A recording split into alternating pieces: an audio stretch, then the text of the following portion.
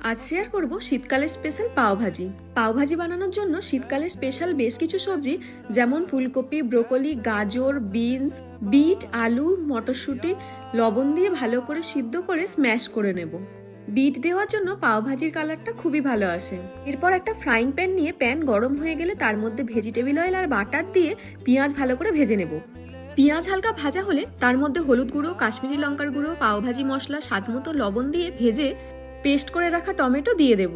মশলা থেকে তেল ছেড়ে গেলে কুচিয়ে রাখা ক্যাপসিকাম দিয়ে স্ম্যাশ করে রাখা সবজি আর জল দিয়ে বেশ কিছুক্ষণ ফুটতে দেব। এরপর ভাজিটা ঘন হয়ে গেলে গ্যাস অফ করে উপর থেকে লেবুর রস আর ধনিয়া পাতা কুচি দিয়ে বেশ কিছুক্ষণ ঢেকে রাখবো।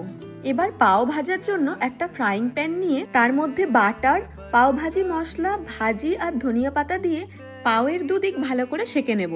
এবার ভাজির উপর থেকে ধনিয়া পাতা কুচি আর বাটার ছড়িয়ে পরিবেশন করব পাও ভাজি।